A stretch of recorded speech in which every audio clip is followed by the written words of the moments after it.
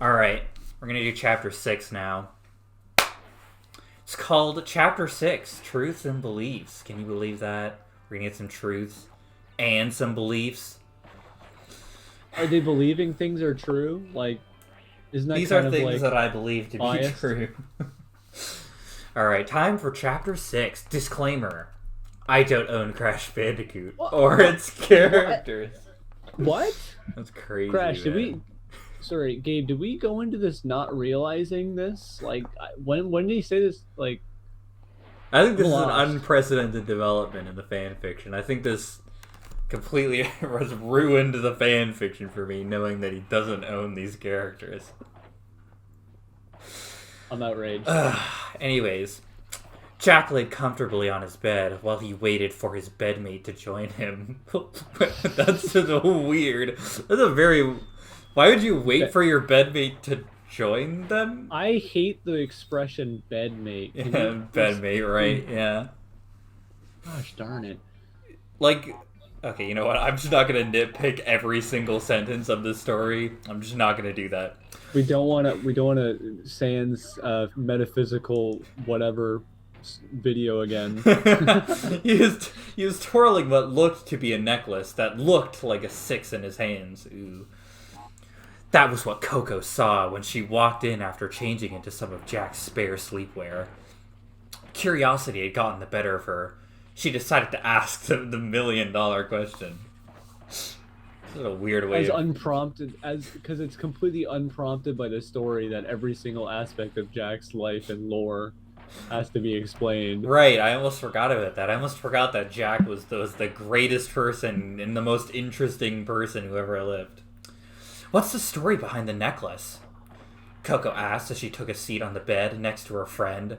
Jack smiled, almost looking like he was reminiscing an old memory before responding with a question of his own. Yes, he countered that question with his own question. You ever heard the story of Cerberus and the Mark of the Beast? No. No. I'm joking. Not hearing her say anything, he sighed before beginning to explain. Yeah, And 'cause it's so inconvenient. what a burden on him to explain this I love extremely how cryptic and unknown like element of lore, you know? Well, it's so important for everything about his entire self to be explained, but it's also burdened to explain everything about his entire self. Jeez, you don't know about Cerberus and the Mark of the Beast? This is Crash Bandicoot, dude. This is basic lore. Anyway.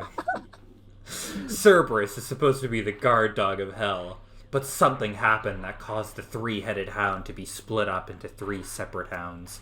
A wolf, a fox, and husky, respectively. It's like... 2 dogs, huh? And 1 non-dog for the So- 3-headed dog. So is Cerberus supposed to be like a merger of those 3 dogs? No, In it's this- just supposed to be 3 dogs. Yeah, it's just supposed to be the same dog, but with 3 heads. But I don't know, it's weird. He then trailed off, of course, as he looked at the necklace again. This houses the husky hound in it, and I am its master. Of course you are. I would show you the husky hound, but considering it's so late, and you guys have had a bombshell dropped on you information-wise already, it can wait, he said, laughing a bit. However, Coco had one last question she wanted to ask. Can I point out something very quickly? Yeah, go The way ahead. he said it, you guys have had a bombshell of information dropped on you, essentially, right? Yeah. How about the fact that they just moved, like, that day, or, like, that their houses were destroyed? So they're or, like, completely, you know, like, their things entire home was destroyed, yeah. like, their entire life changing is less important than the information he had to tell them about himself. Did you notice that, man? How they Yeah. suddenly try to suggest that? yeah. However, Coco had one last question she wanted to ask. But what about Cerberus's other parts, the fox and the wolf? Were they sealed into necklaces too? Jack Oh, took I wonder, man. I wonder, man. wonder. Jack took a moment to put the necklace around his neck before reaching it into a dweer, or drawer, and pulling out 2 necklaces similar to his own. I guess that answers my question. How convenient. Like, any sort of, like, mystery or, like, any sort of, like, I don't know, potential plot points that would require, like, any sort of effort on the part of the protagonist. No? It's just there. He just has them. I thought it was almost leading up to the fact that you have to find those 2 necklaces or something, or like it's like by different enemies, but he just owns all of them. So like, what's the point? The problem with that, Josh, is that would actually be like a plot to a story, and that might actually have some conflict if the enemies had that. Like there would actually be like conflict, and Jack wouldn't just be able to walk all over this fucking story like nothing, you know. That's the problem there.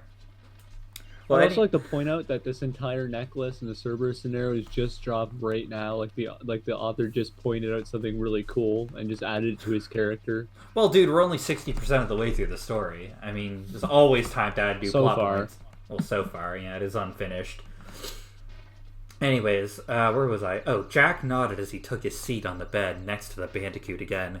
Yeah, the other hounds of Cerberus are in those 2 necklaces, but since no one can wield their power has shown up, here they stay collecting dust. I wonder what's going to happen with that. I wonder what the other 2 people are going to be. This is so mysterious and well written. Coco nodded, beginning to understand this a bit as she snuck a glance at the necklace that now hung loosely around her bedmate's neck. Bedmate. Noticing that the 6 now glowed a mix of white and black colors, matching his hair. Of course they signifying did. Something within it had been awoken. It's so cool, man. It's so cool. Jack took a momentary glance at a picture at his bedside, smiling fondly at it, ever increasing Coco's curiosity over her bedmate's strange past. Bedmate. Yeah. Deciding to ask Jack about it tomorrow, she gave her friend a hug, bidding him a good night bidding him a good night as she did, which he returned before she snuggled into the covers before falling asleep in moments. Jack couldn't help but chuckle at that. Of course he couldn't help but chuckle. There's 3 things that these characters can do. It's they either have to trail off or chuckle.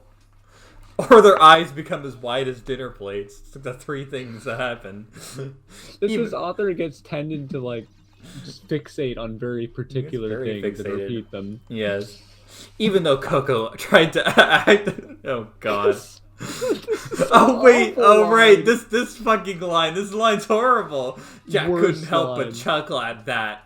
Even though Coco tried to act like a strong woman, he knew deep down that she still possessed the innocence of a child or late teenager, which he cherished in friends. God damn, dude. You've put her down like a pet, like a personal wife. That figure. Silly Coco trying to act like a strong woman. He knows truly that she's just an innocent little child that he has to talk down to. I mean, that explains why he talks down to her all the fucking time. You know? And you should never describe your potential lover as a child. Yeah, having the innocence of a child or late... Well, I put the late teenager, I think, specifically, does not sound like a pedo, you know? But still, like the fact that he's just, like, he just sees, like, this potential, like, lover as just, like, this innocent, like, child, basically. It's just, like, he just thinks so, like, low of this person, you know? Ugh. He stopped his inner musings then, decided to get some sleep, turning out the lights as he did. This is not only the author really saying it. This is Jack thinking this explicitly in the story about Coco trying to act like a strong woman. This is literally how he feels about her. Yeah. Gosh darn it, man.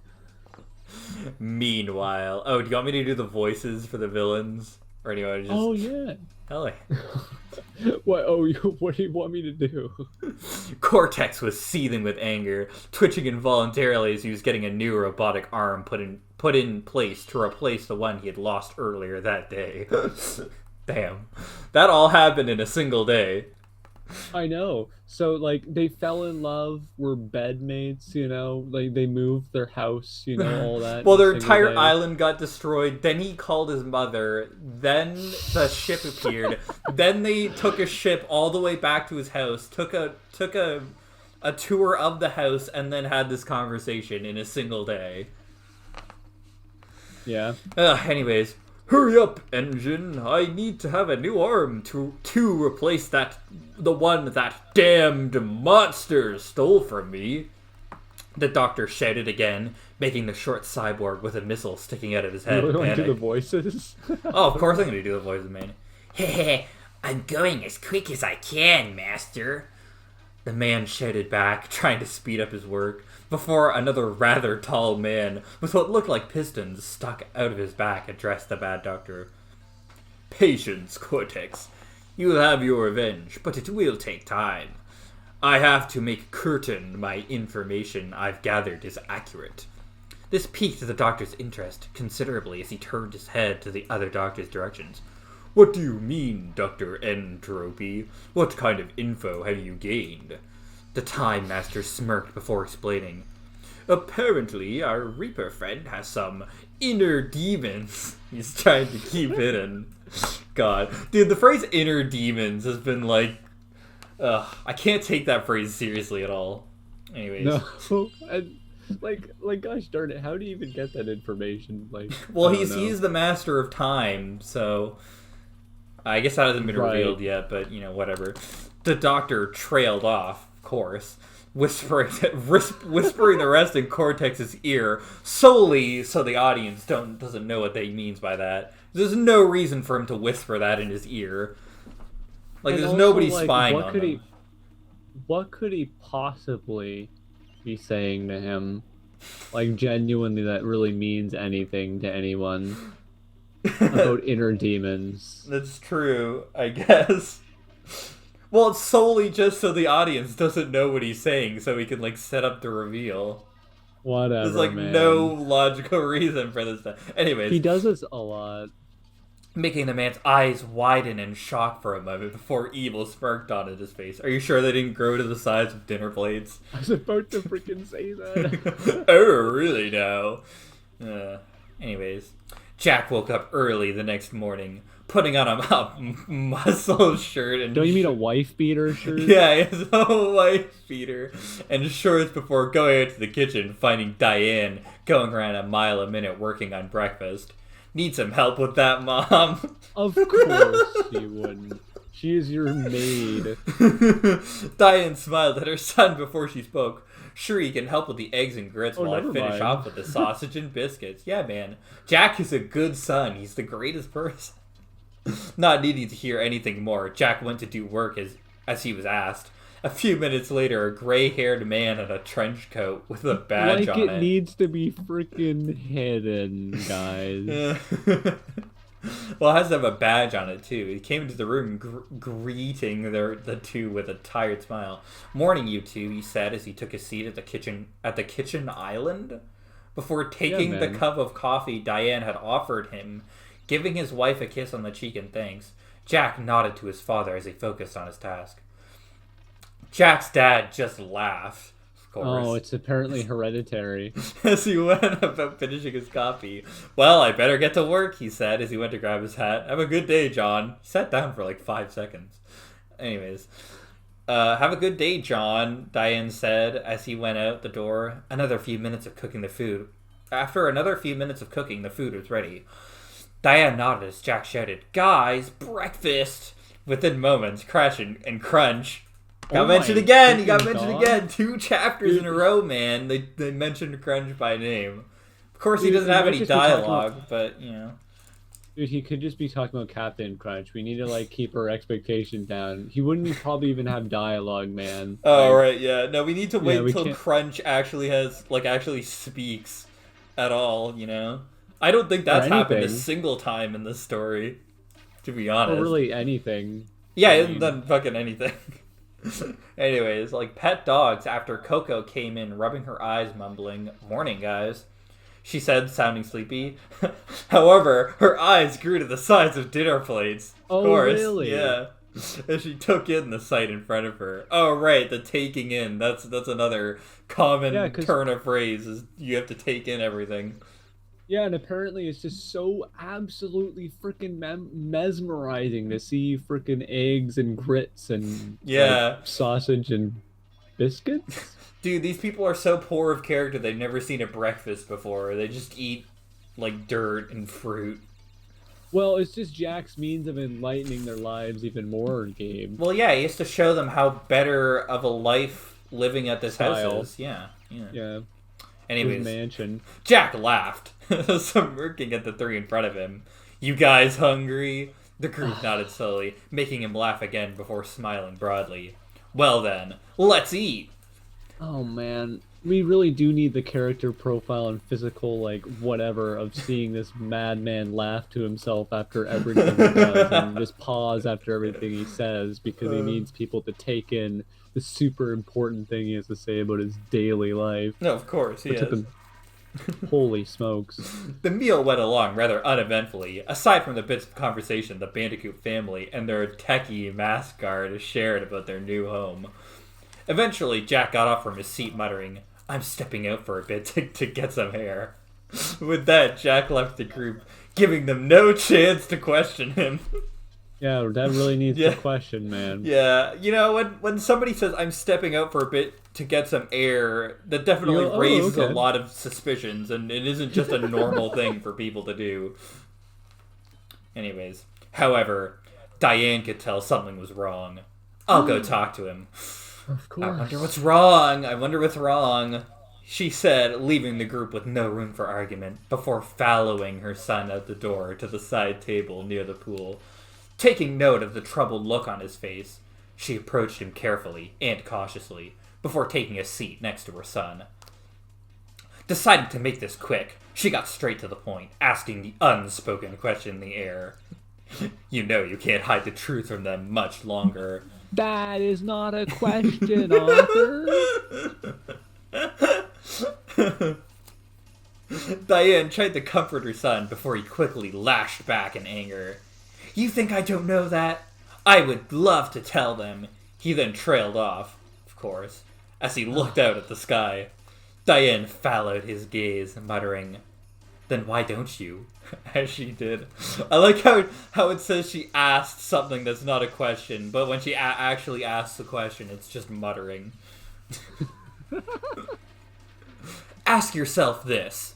I doubt it. How do I explain... Oh god, we need to get into this shit. How do I explain someone that the world they're in isn't the first, but the second incarnation of it, as well as the fact that they died on their wedding day? Oh my god! Ugh. Yeah, and it says died on their wedding day, like Crash and Coco's wedding day, or whatever that's supposed to mean. Yeah, it's kind of poorly phrased.